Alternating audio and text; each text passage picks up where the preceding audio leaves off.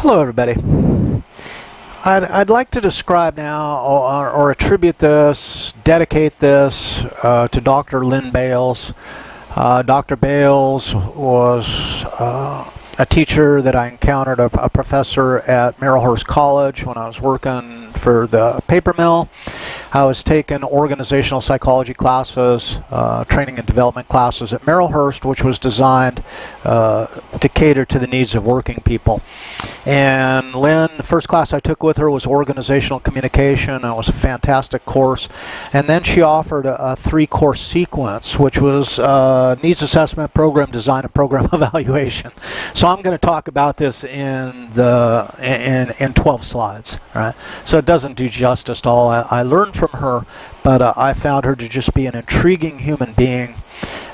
She was a business consultant. She taught on the side, and she was just fascinating in her approach. And it's one of those kind of people you just kind of resonate with, and I couldn't get enough of hanging around Lynn. So that was cool.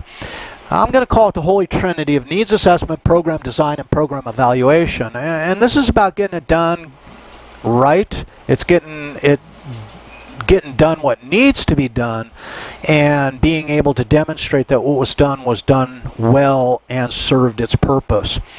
So consider right off the bat, it's insanely inefficient, wasteful, demotivating to engage in activities that don't need to be done in the first place. Right. So, and we can tie this to Deming's constancy of purpose. We can tie it to vision and mission statements. What are we about?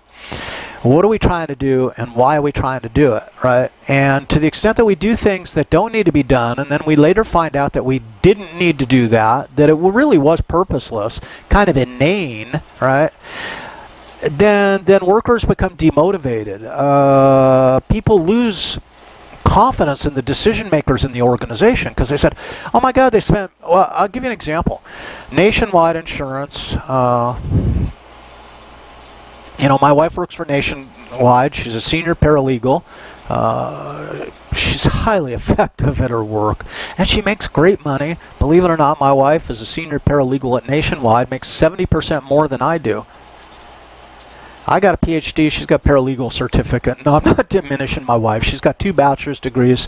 She's smart as hell. She's highly educated. But it's the paralegal certificate that got her that job, right? And that was a 1-year, program at Franklin.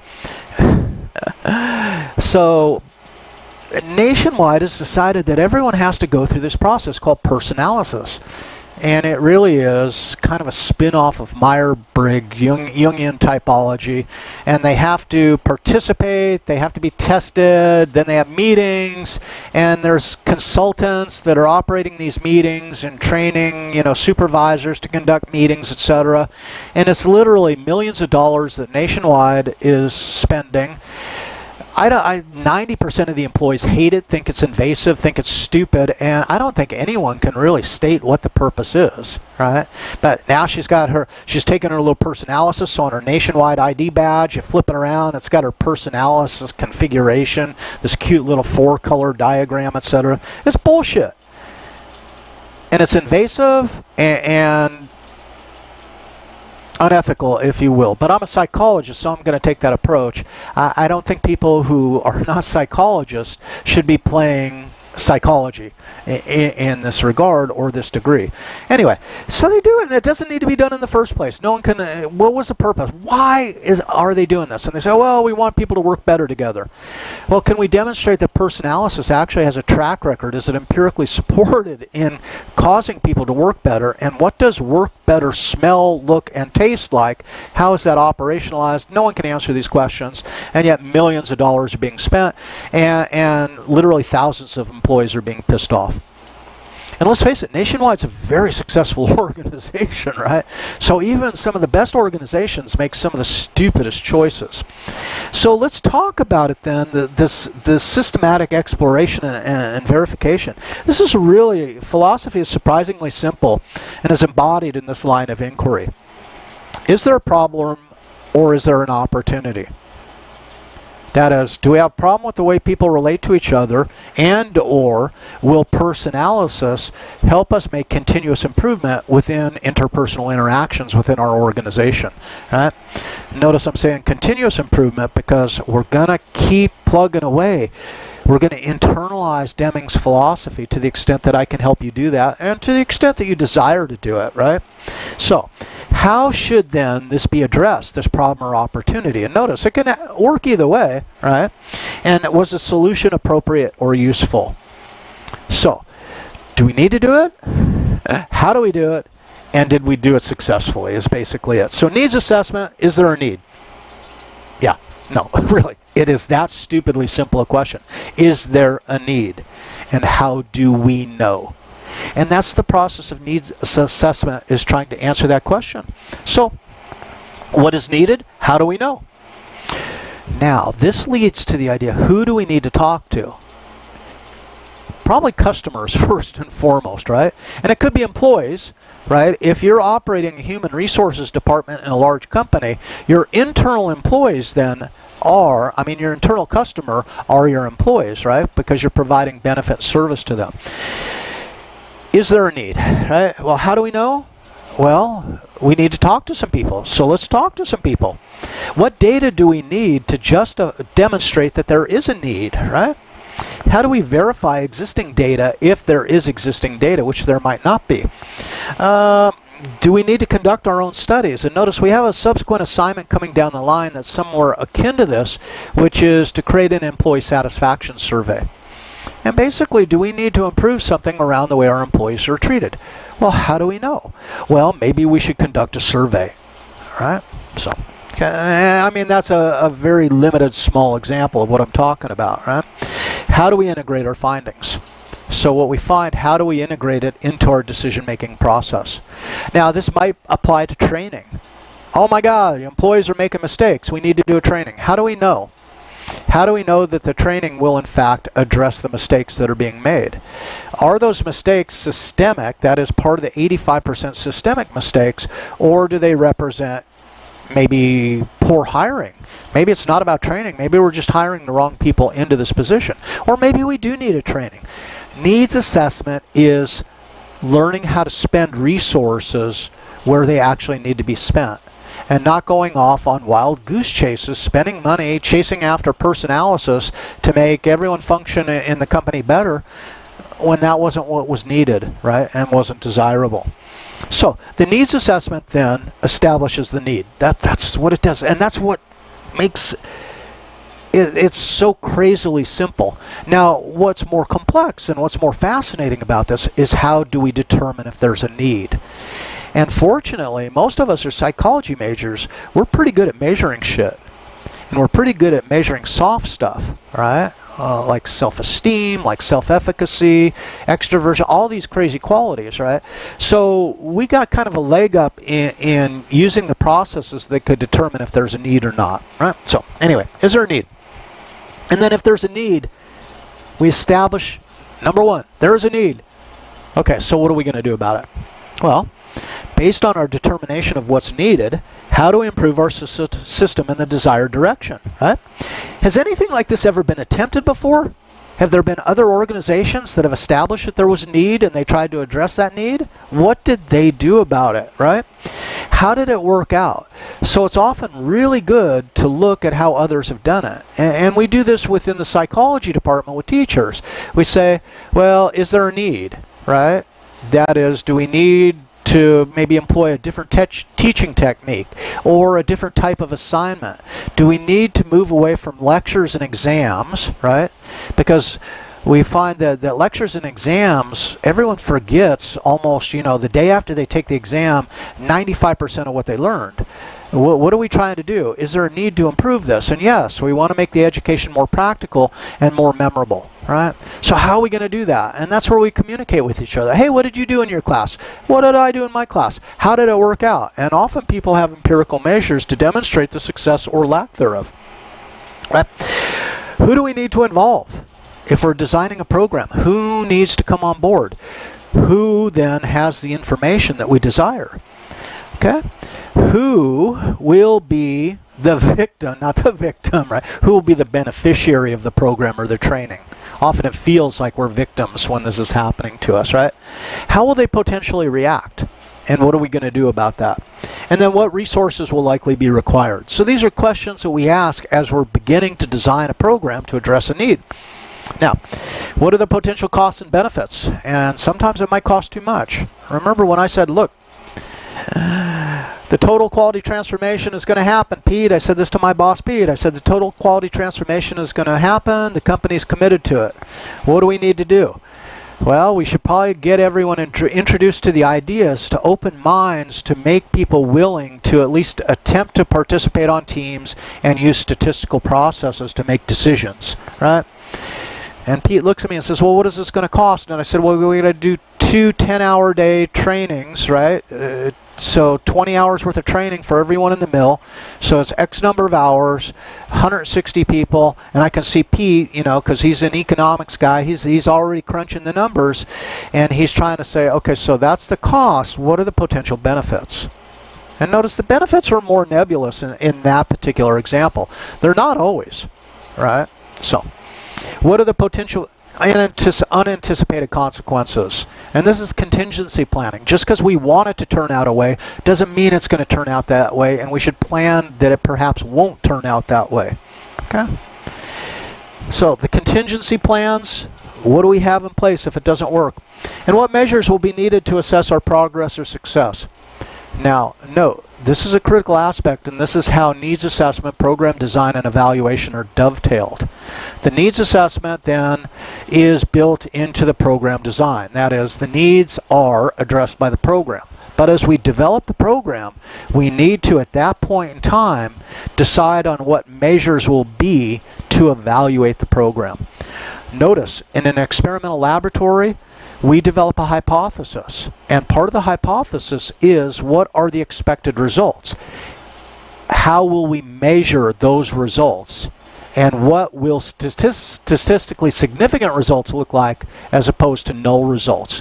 So that's built into the design of the experiment, or in this case, we want the evaluation built into the program, so to speak. And then the program evaluation. Fundamental to program evaluation is building evaluations into the program as early, right, and as often into the process as possible. How will we know? And these are questions when we design the program. How will we know if the program is generating the desired results? What measures can we employ to determine this, right? Do they already exist? And sometimes measures are readily available for us, right? Other times they're not, and we have to develop our own. When using multiple measures, what do we expect as relationships between those measures? So if we're going to measure 3 possible outcomes to a program, we should in advance understand how those measures would correlate with each other that would represent success of that program. Right? So it's very forward-looking, if you will. What's the basis of our tests? And this is, when are we going to test? Who are we going to test? How are we going to test? Under what conditions are we going to test? And these represent moderators within the experimental design, if you want to go there. Right? So, program evaluation. How much have we spent? Do we remain on budget? And this helps us avoid sunk costs, right? Which is something we discussed earlier. That is, we don't want to be throwing good money after bad, so to speak. So that's built in. What is the schedule? What does the timeline look like? And to what extent are we adhering to that? And what are we going to do if we fall off schedule? Have we built in some wiggle room, or do we have to then seek permission to continue on? Right? Are we willing to endure unforeseen consequences? And as we see in this case, right, we need a COVID vaccine. Boom. We've established a need. You know, I think it's pretty obvious. If we have 190,000 people dead in this country now, it would be really cool to have a vaccine, because without a vaccine, there's no reason to believe that the death rate is ever going to diminish. So we establish a need. We need a COVID vaccine, right? So we develop a program to devise the vaccine. And now we have a bunch of manufacturers out there trying to create a vaccine. But we've already seen one of the first trials stop because there was an unintended consequence. That is that someone got seriously sick a result of that vaccine. So we're going to stop the trial. We're going to back off. We're going to go back. This is the contingency plan. What happens if someone develops a serious illness, potentially as a result of receiving the vaccine? Well, then we will terminate the investigation and we will, go back to some previous point, figure out what we're doing, and then move forward from there, right? And then, are our measures sufficient? And sometimes, for example, let's go back to the Nationwide example. They decided we're going to do all this personalysis training. We're going to test people on personalysis. We're going to train people on personalysis. How will we know that this is in any way beneficial or effective? What are the measures we intend to employ that would show, hey, yeah, personalysis rocks, or personalysis is a big heaping pile of steaming bullshit, which is what it actually is. I know. I went and researched. I went to the personalysis website. There's not one person's name on that website. There's not one reference to any kind of scientific literature supporting it. Right? There are some things like, hey, if you want to become a personalysis trainer, someone will get back to you. Send your email, someone will get back to you. And there's a lot of ways for them to extract your money, but they provide no empirical evidence for the effectiveness. Nor do they provide any measures to say, hey, look what personalysis did for your organization. It did what? Nothing, right? So, a fool and his money are soon parted. And fools exist at every level of any organization. So, many of you are considering operating your own business. Many of you are entrepreneurs. Many of you will be supervisors and managers, and people try to sell you various products. Please, please, please determine if there's a need first and foremost. If there's no need, then you can end the conversation.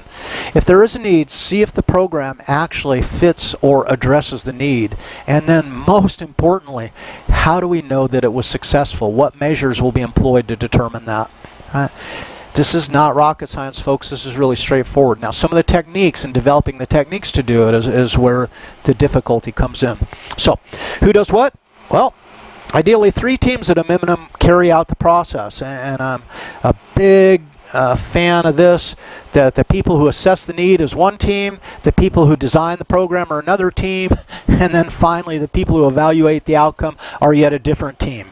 And you see you have a supervisor up there coordinating this effort, right? But not involved directly in the process, okay? So, organizational leaders function as the coordinating and oversight role. How long do we persist? What? How long do we persist? Who will determine the program's lifespan, its termination, continuation, or expansion? That should be another group of people as well. Based on what? That should be built into the system beforehand. And if applied to a new location or domain, what differences might be encountered? That is, hey, this worked really good at the Salem mill. Should we try it at the Wallula mill? And then you kind of use whatever data you have available and you say, well, how does the Salem mill differ from the Wallula mill? And what differences then in the results might we expect because of the differences of the organization? That might be a little hard to pin down, but certainly needs to be considered.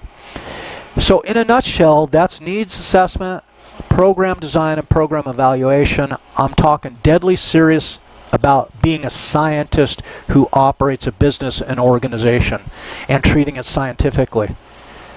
Let us, as Deming suggested in the earlier one, let us develop the humility to say, I don't have all the answers, but I'm a damn good question asker.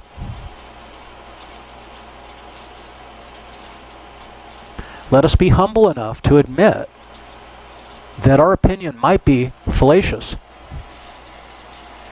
but we know how to get data. And that's what it's about, is making decisions on the basis of data and a refined process like needs assessment, program design, and program evaluation. So, you guys, that's it for that. Penelope, what are you thinking? Is this what happens to you guys when you listen to these? I mean, do you start out awake and then by the time we get a minute or two into it like Penelope, you just go to sleep? I hope not. But if you do, I'm sorry. You guys have a good day. Bye.